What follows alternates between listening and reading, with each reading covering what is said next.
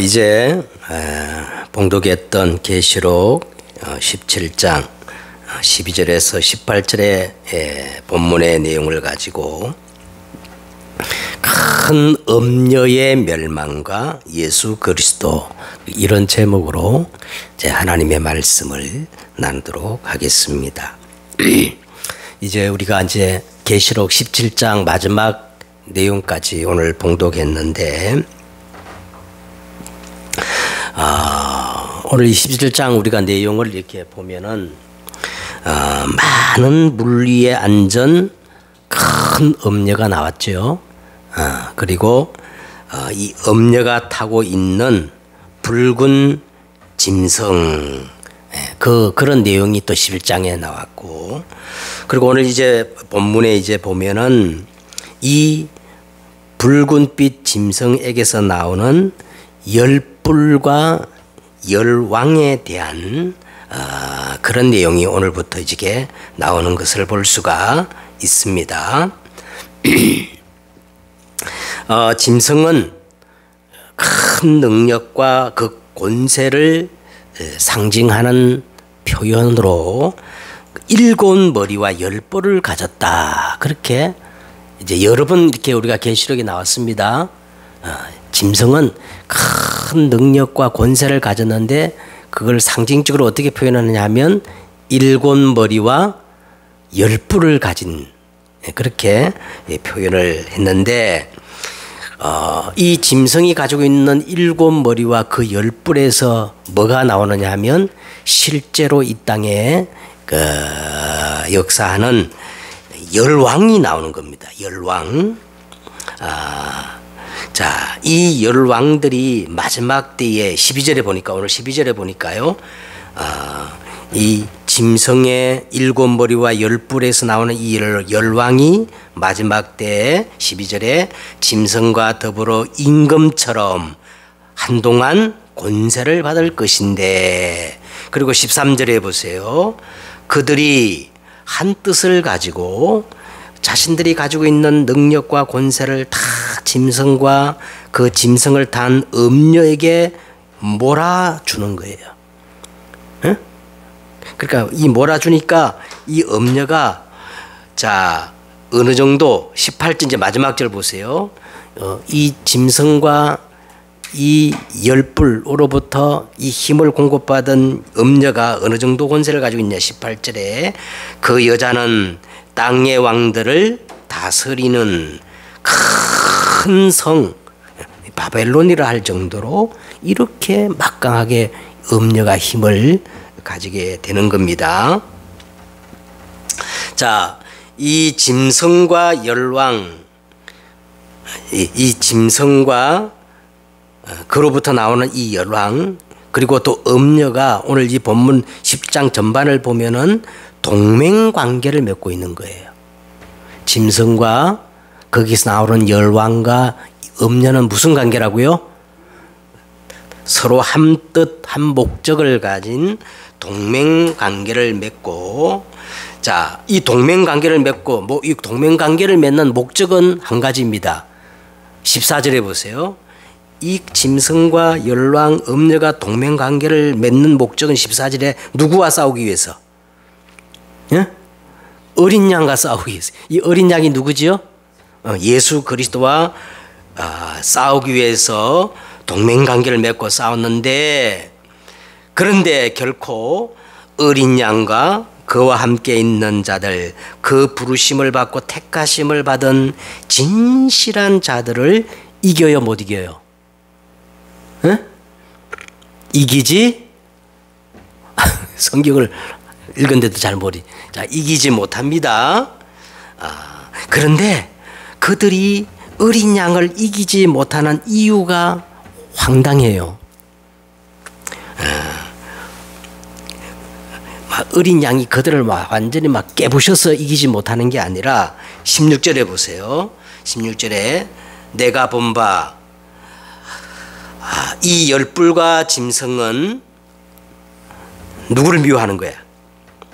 분명히 이 짐승과 열왕, 열불, 이 음녀는 동맹관계였는데 누구를 미워하는 거야? 이들이 음녀를 미워하여 망하게 하고 벌거벗게 하고 그의 살을 먹고 불로 아주 사르리라. 자, 분명히 동맹관계인데 이들이 서로 막 미워하는 거야. 그래서 막 스스로 이 내분에 의해 가지고 완전히 파멸되어지는 겁니다. 그런데 더 놀라운 반전은 17절에 보세요. 17절에 이는 하나님이 자기 뜻대로 할 마음을 그들에게 주사 한 뜻을 이루게 하시고 그들의 나라를 그 짐승에게 주게 하시되 하나님의 말씀이 어떻게 해요? 하나님의 말씀이 응하기까지 하심이라. 자, 막 이 지들이 막 서로 내분이 일어나 가지고 서로 물고 뜯고 막 완전히 파멸까지 가는데 이 모든 것이 사실은 하나님의 절대 주권과 섭리, 하나님의 말씀이 성취되는 것이라는 겁니다.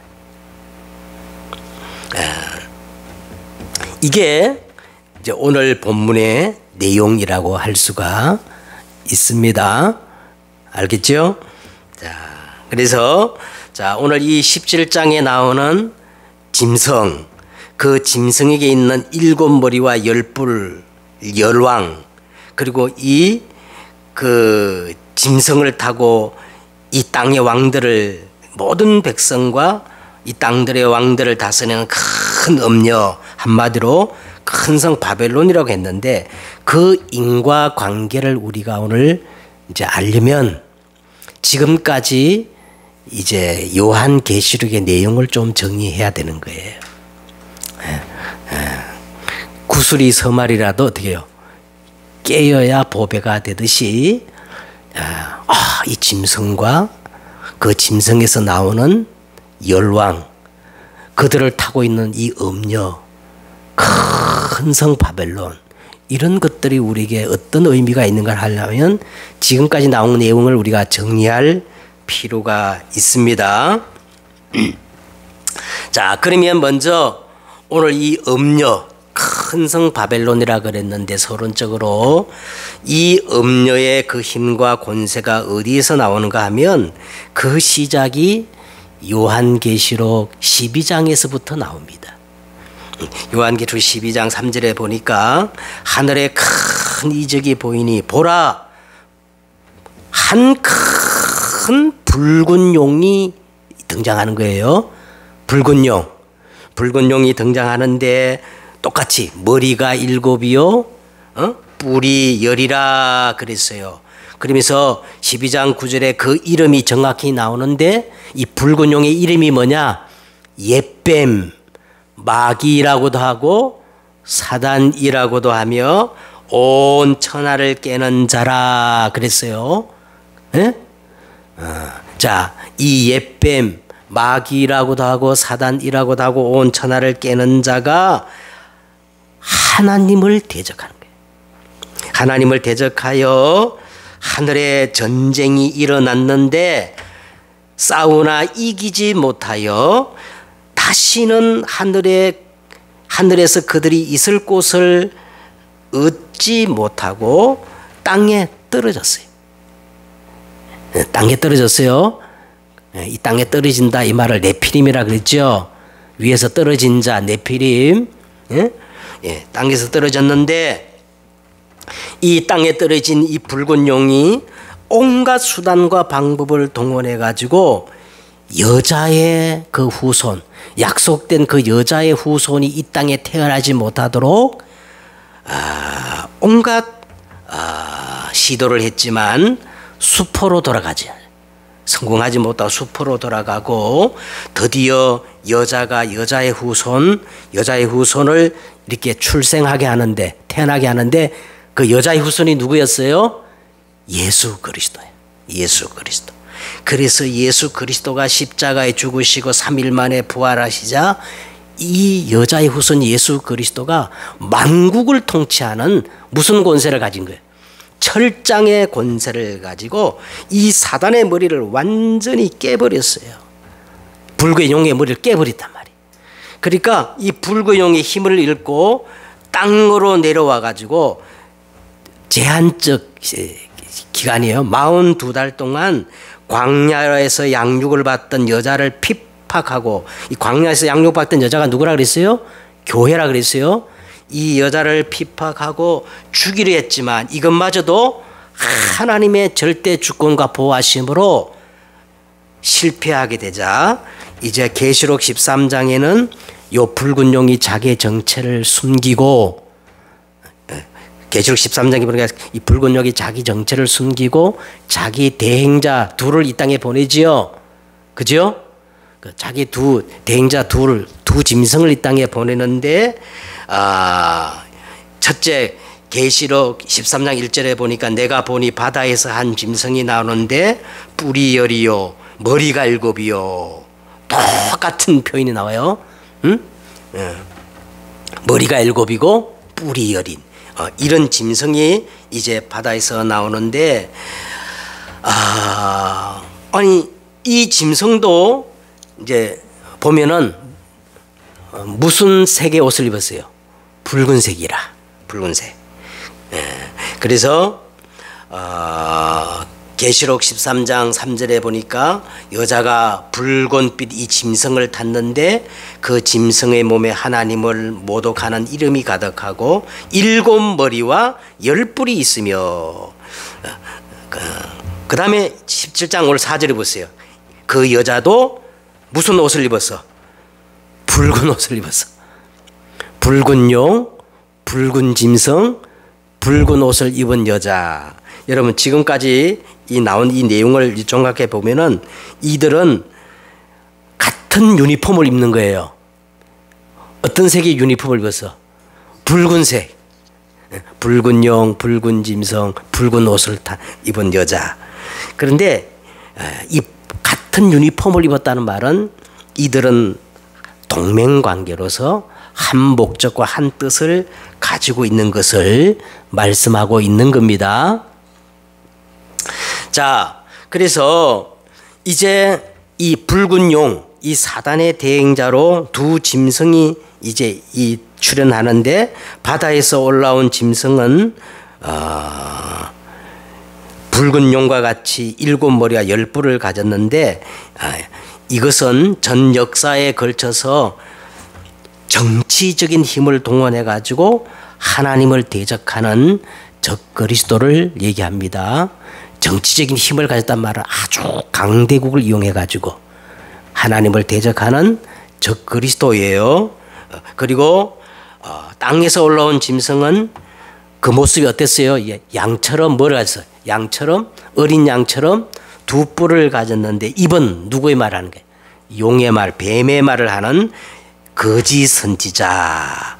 자, 이 두 짐승이 이제 어디로 몰고 가느냐 하면, 오늘 이제 계시록 16장 12절에 보니까 그 여섯째 천사가 대접을 큰 강 유브라의 소돔에 강이 말라서 동방으로부터 오는 왕들의 길을 예비하는 거예요. 이 동방에서 오는 왕들, 자, 이것들이 바로 오늘 나오는 10뿔인 셈입니다. 10뿔. 10뿔에서 나온 열왕인 셈이에요. 그래서 이 10뿔과 열왕은 짐승과 음료의 그 영향력을 확대시키는 동맹자들인 것을 우리가 볼 수 있습니다. 그래서 이제 오늘 이 열왕들은 어떻게 우리가 이렇게 보면 되느냐 하면, 지금 인류 역사상 나타났던 큰 강대국들 있잖아요. 예를 들어서 오늘 성경에 보니까 애국, 그죠? 바벨론, 아수르, 페르시아, 그 다음에 헬라 제국, 그 다음에 로마. 지금 우리가 사는 이 시대에도 강대국이 있어요, 없어요? 자, 그런 것들을 의미한다는 거예요. 이런 열왕들이 가지는 강력한 힘을 가지고 누구의 일을 하는 거예요? 사단의 일들을 하는 것을 우리가 볼 수가 있습니다.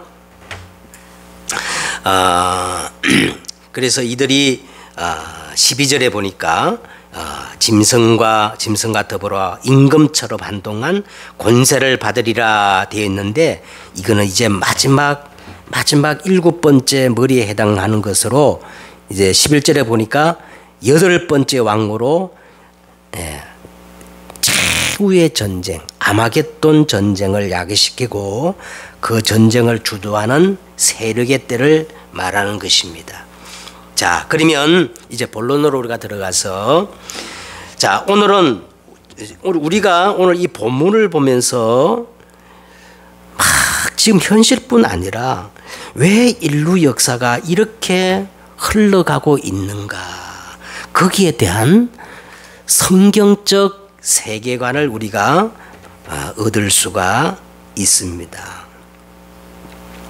우리는 생각하기를 우리가 하나님을 잘 믿고 순종하면 모든 일이 잘 되고 복을 받고 형통할 것이라고 그런 기대를 가지기 쉽고, 또 우리가 기도를 많이 하고 뜻을 모으면 세상이 좀 더 나아지고 세상에 평화가 오고 좋은 세상이 올 것이라 그렇게 기대하지만, 성경은, 요한계시록은 절대 그렇게 말하지 않고 있다는 사실이에요. 여러분, 이 성경은, 요한계시록은 이 세상은 마지막 때에 심판으로 끝나게 되어 있다고 말씀하고 있어요. 이 세상 마지막에 뭐라고요? 심판을 받고 끝나게 되어 있다고 성경은 그렇게 말씀하고 있습니다. 이 세상이 심판으로 끝난다는 말은 세상은 앞으로 막 좋은 세상으로 개선되거나 더 나아지는 법이 없다는 것을 의미하고 있습니다. 알겠지요? 오늘 우리가 성경적 이 세계관을 가지고 보면 세상은 막 사람들이 바라는 것처럼 막 좋은 세상이 오는 게 아니라 점점 더 심각해지고 점점 재앙이 많아지고 점점 악행이 심각해질 것이란 겁니다. 그래서 결국은 이 세상은 어떻게 해요? 심판을 받게 된다. 이게 성경이 말하는 성경적 세계관입니다.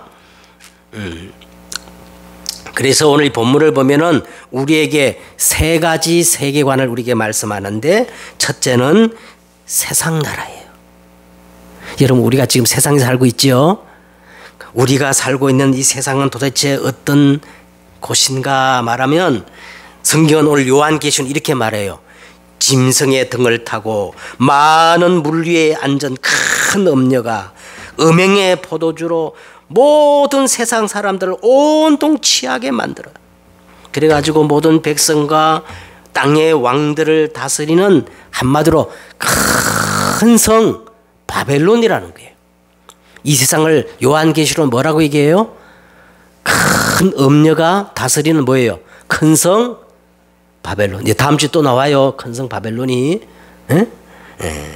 이게 세상 나라라는 거예요. 그런데 세상 나라를 이렇게 착 추적해가지고 위로 올라가 보면 이 세상 임금이 누구냐? 실제로 이 세상 임금이 누구예요? 예수님이 그렇게 말했어요. 세상 임금이 누구라 그랬어요? 옛뱀, 마귀라고도 하고 사단이라고도 하며 온 천하를 깨는 자가 이 세상 임금이라는 거예요. 그건 제 말이 아니고 예수님이 그렇게 확실하게 말씀을 하셨어요. 에?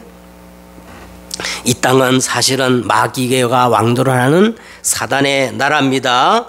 에? 그래서 요한계시록은 이 세상과 사단을 완전히 심판하는 것인데, 그러면 우리가 생각할 때요, 이것이 우리에게 과연 덕이 될까 손해가 될까?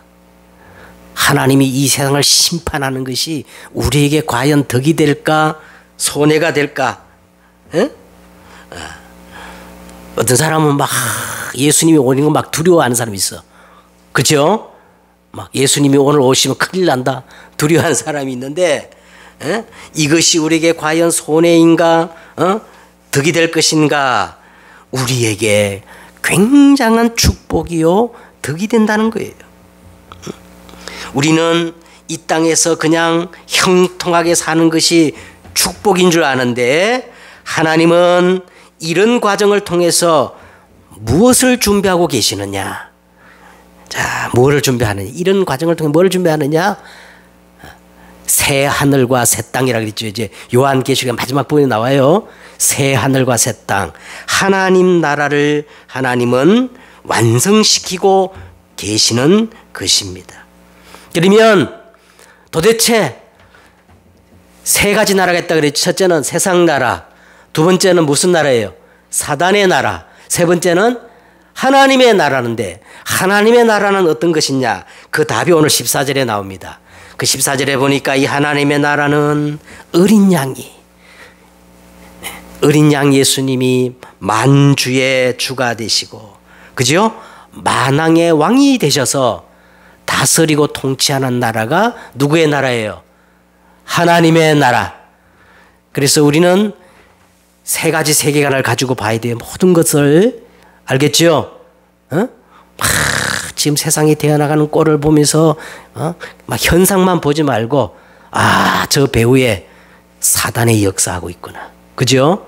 그리고 이 하나님의 나라를 우리가 확장시키는 게 전도와 선교입니다. 그죠? 우리의 모든 신앙의 목적이 하나님의 나라. 사는 날 동안 복음 전하여 영혼을 구원하고 죽으면 어디 가요? 저 새하늘과 새 땅 천국으로 가는 것이 우리 신앙의 목적인 줄 믿습니다. 자, 그러면 오늘 두 번째로 우리가 뭘 깨달았냐? 오늘 본문을 통해서 첫째는 성경적 세계관을 우리가 이해할 수가 있고, 두 번째는 뭐를 알 수 있냐? 모든 것이 하나님의 절대 준권과 섭리 속에 일어나는 일이라는 거예요. 이 세상에서 막 일어나는 좋은 일, 안 좋은 모든 것들이 사실은 하나님의 절대 주권과 섭리 속에서 일어나는 일이라는 것을 우리가 오늘 본문을 통해서 알 수가 있습니다. 자, 이제 오늘 이제 이 본문의 내용은 어떤 내용이냐면 천사가 많은 물 위에 앉아 있는 음녀가 누군가를 설명하는 내용입니다. 오늘 본문을 자세히 보면 누가 이 음녀를 설명하는 내용이라고요? 이 사도 요한이 자기가 잘 깨달지 못한 이 천사가 지금 많은 물 위에 앉아 있는 이 음녀에 대해서 설명하는 내용이 오늘 본문인데 15절에 보세요. 또 천사가 내게 말하되 내가 본 바 음녀가 앉아 있는 물은 뭐라는 거예요? 백성과 무리와 열국과 방언들이라. 그렇게 해서 이 음녀가 앉아 있는 물을 우리가 두 가지로 해석할 수 있다고 제가 지난번에 말씀드렸어요. 자, 음녀가 앉아 있는 많은 물이란 것은 먼저 오늘 15절 그대로 모든 백성과 무리 그리고 열국, 세상의 모든 나라를 의미하는 거예요. 그 위에 이 음녀가 앉아 있는 거예요. 그 다음에 또 한 가지 방언들이라 그랬죠. 자, 이 방언은 뭐를 얘기하느냐 하면 뭐를 의미한다 그랬어요? 하나님의 말씀을 의미한다. 이 음녀가 감히 하나님의 말씀 위에 앉아가지고 말씀을 지 맘대로 왜곡시키고 변형시켜가지고 사람들을 이렇게 유혹하는 거짓 선지자입니다. 이런 의미가 있다 그랬어요.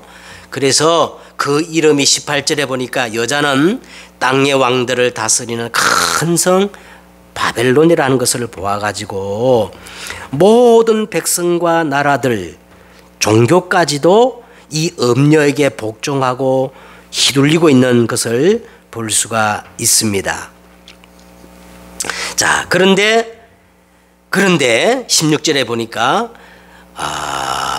이 짐승과 열왕과 이 음녀가 서로 동맹관계를 맺고 어린 양 대신 예수 그리스도를 대적하고 싸우는데 스스로 내분이 일어나가지고 아니 이 짐승과 열왕들이 이 음녀를 어떻게 해요? 16절에 보니까 서로 동맹관계에 있던 이 음녀를 미워하고 그 다음에 망하게 하고 벌거벗게 하고 그 정도가 아니고 그의 살을 아예 먹어. 그의 살을 먹고 불로 어떻게 해요? 완전히 지져가 그러니까 막 완전히 음녀를 파멸시키는 거예요. 아니 서로 같은 편인데 왜 이렇게 할까?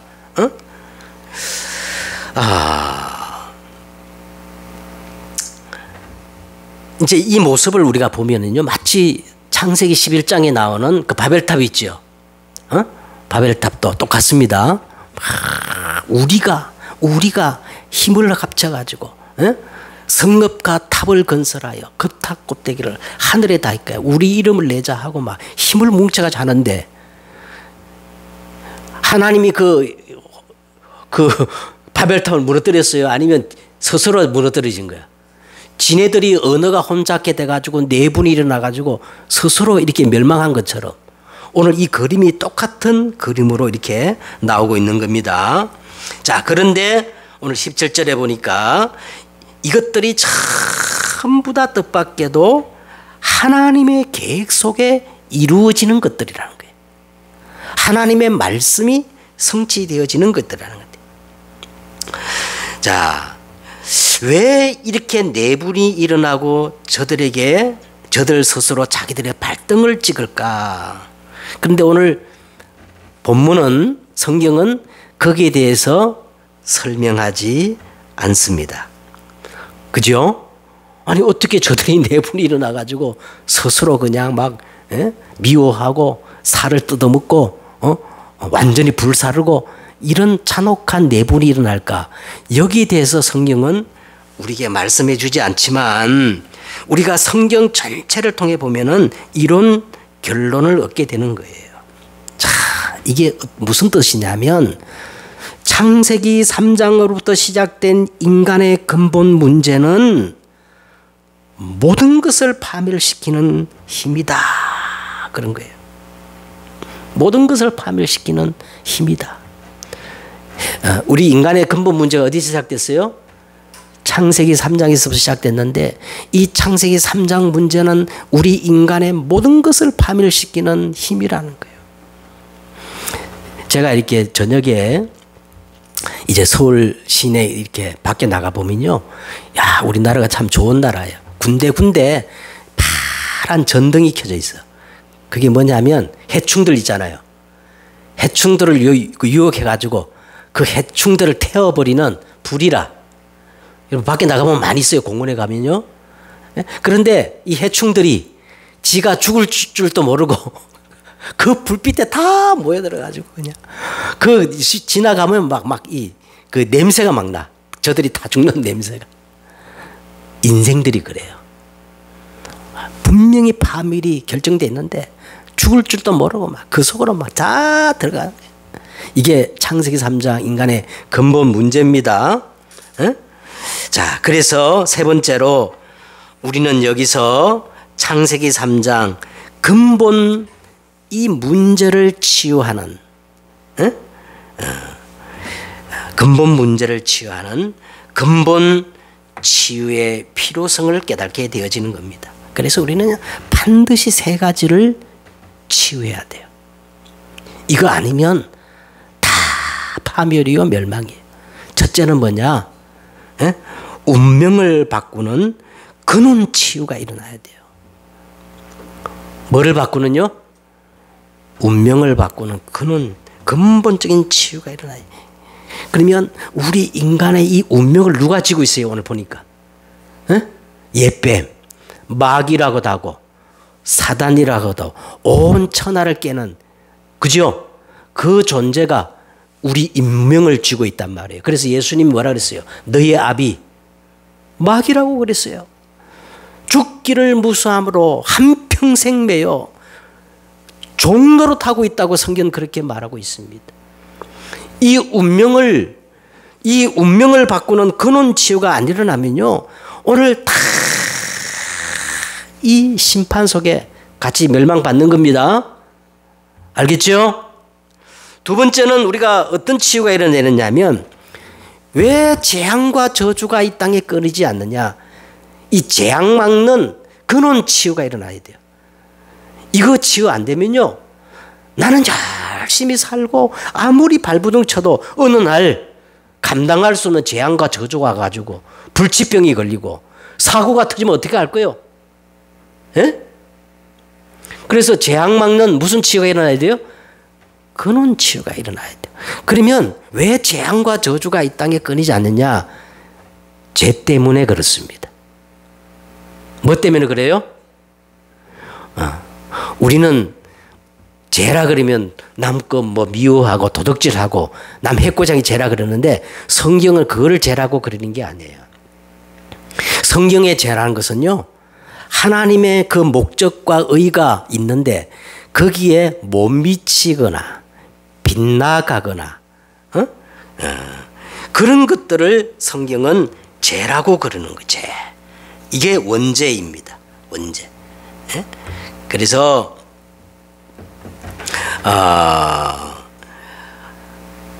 관역을 맞추지 못한 것. 이 죄란 성경에서 말하는 죄는 하말티아. 이 말이 뭐냐면 화살을 탁 이게 표적에 썼는데 이 화살이 관역을 맞추지 못하거나 빗나간 것, 못 미친 것, 이걸 성경은 뭐라 그래요? 죄라고 그러는 거예요. 죄. 그래서 이것들로 이 재앙이 들어오는 거예요. 그래서 진리가 아닌 것, 거짓은 영원하지 못하고 결국 심판을 받게 되어지고 다 멸망받는 겁니다. 자, 그러면서 세 번째는 어떤 근원치유가 있어야 되냐면 모든 방황을 끝내는 이 근원치유가 있어야 돼요. 여러분 진짜 한번 질문해 보세요. 이 세상에 진리가 어디 있어요? 인생의 답이 어디 있어요? 그 답을 주는 종교가 어디 있으며 철학이 어디 있으며 가르침이 어디 있습니까? 인간들은 그래서 죽을 때까지 어떻게 해요? 방황하는 거예요. 에? 이 방황을 끝내는 근원치유가 있어야 되는데 그게 오늘 간단히 말하면 뭐냐면 복음이요 하나님의 나라입니다. 하나님 나라, 하나님 나라 거기에만 진리와 영생이 있고 의와 거룩이 있고 거기에만 의미와 가치가 있어요. 자, 그래서 운명에서 해방되는 길, 재앙을 막는 길, 모든 방황을 끝내는 이 근본 치유의 답은 과연 어디에 있을까? 어디에 있을까? 여러분 계시록 7장 17절 꼭 외우시기 바랍니다. 저는 막 매일같이 외워요. 계시록 7장 17절에 큰 소리로 외쳐 이르되 구원하심이 보좌에 앉으신 우리 하나님과 어린 양에게 있도다. 할렐루야. 모든 운명에서 해방되는 길, 재앙을 막는 길, 모든 방황을 끝내는 길이 뭐냐? 큰 소리로 외쳐 구원하심이 보좌에 앉으신 우리 하나님과 누구께 있어요? 어린 양에게만 있습니다. 다른 것은 없어요. 그래서 오늘 결론입니다. 결론이 뭐냐면 모든 역사의 주인공, 역사의 모든 마침표는 예수 그리스도입니다.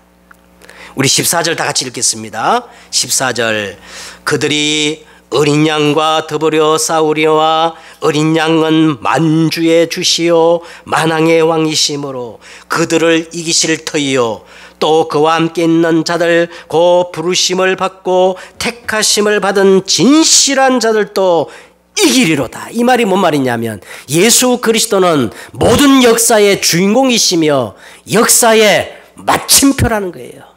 할렐루야. 자, 보세요. 오늘 자세히 보세요. 오늘 성경은 그냥 복음을 말하는 게 아니고 오직 복음을 말씀하고 있습니다. 그죠? 그냥 복음이 아니에요. 무슨 복음? 오직 복음을 말씀하고 있어요.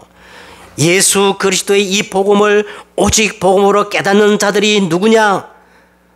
똑같이 예수 그리스도 이 복음을 듣는데 어떤 사람은 그냥 흘러가는데 어떤 사람은 오직 복음으로 탁 언약으로 붙잡는 사람이 있어요. 그런데 이 오직 복음으로 언약을 붙잡는 자들의 공통된 특징이 뭐냐면 오늘 성경에 보세요. 그와 함께 있는 자들 곧 부르심을 받고 택하심을 받은 어떤 자들이라는 거예요. 진실한 자들만이 이 복음을 오직 복음으로 붙잡는 자들이라는 겁니다. 진실한 자들. 그래서요, 예수님이 복에 대해서 이렇게 말했어요. 심령이 가난한 자는 뭐가 있나니? 복이 있나니 천국이 저리. 심령이 가난한다는 건 뭐예요? 진실한 자들이에요. 여러분, 진실하지 않으면요, 예수 그리스도 앞만 들어도 허사예요. 우리가 진실할 때, 그리스도 복음대로 할 때 어떤 복음으로 받아들여요?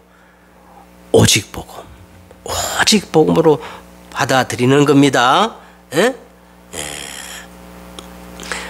그래서 다윗은 이렇게 기도합니다. 하나님이여, 내 속에 정한 마음을 창조하시고 내 안에 정직한 영을 새롭게 하셔서 이 복음을 제대로 깨닫게 해달라고 그렇게 기도하는 거예요. 예? 진실한 자만이 창세기 3장 인간의 근본 문제가 보이며 그래서 애통하게 되는 겁니다. 애통하게 되는 거예요. 이런 자들에게 성경 66권이 보여요.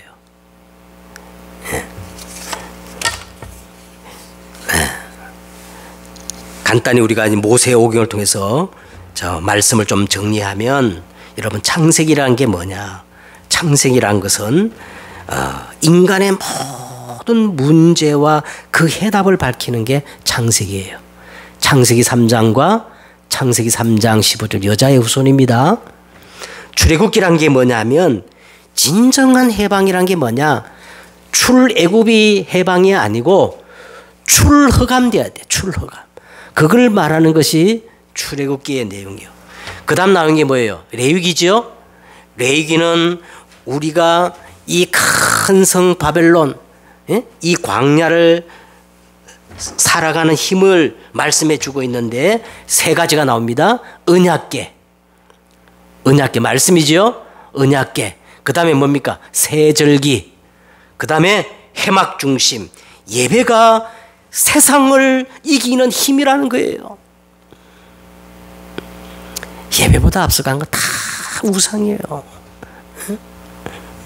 그 다음에 뭐가 나오죠? 민수기가 나오는데, 민수기는 뭐냐면 12지역을 다 가나안을 정복하는 응답의 시간표인데 12지역을 파악하고 12지파 이게 준비하는 시키는 게 이게 답입니다. 가나안 땅을 정복하는 응답의 시간표. 그리고 신명기는 뭐냐? 지금까지 있었던 하나님의 모든 역사를 각인시켜라. 각인시켜라. 자, 이제 진짜 말씀을 맺겠습니다. 오직이 답이에요. 오직. 오직이 답이에요. 그러면 내가 어떻게 하면 오직이 될 수 있느냐? 하나님이 우리 인간에게는요, 하루 몇 시간 주셨어? 하루 몇 시간이에요? 24. 이게 인간의 시간표예요. 그래서 오직이란 말은 24예요. 내가 24에 어디에 취해 있느냐? 그죠? 오늘 17장에 보니까 세상 사람들은 다 어디에 취해 있어? 음행에, 음녀에, 음녀가 뿜어내는 음행의 포도주에 다 취해 있는데 우리는 어디에 취해 있어야 돼요? 성령에 취해 있어야 됩니다. 그래서 이 원어적으로 보면 취했다는 말이 성령 충만이라면 있죠. 충만과 같은 내용이에요. 그죠? 오순절 마가 다락방에 성령이 임하니까 잘 모르는 사람들은 뭐에 취했다 그랬어요? 술에 취했다 그랬죠? 우리는 술 취한 게 아니고 음료에 취한 게 아니고 누구에 취해야 돼? 24시간. 성령에 취해야 돼. 이게 오직이에요. 그러기 위해서 우리는 매일 기도 놓치면 안 됩니다. 예? 밥 먹는 것보다 더 중요해요. 알겠죠? 따라 하십시다. 매일 기도 회복하십시다. 승리하는 여러분 되시기를 주의 이름으로 축복드립니다.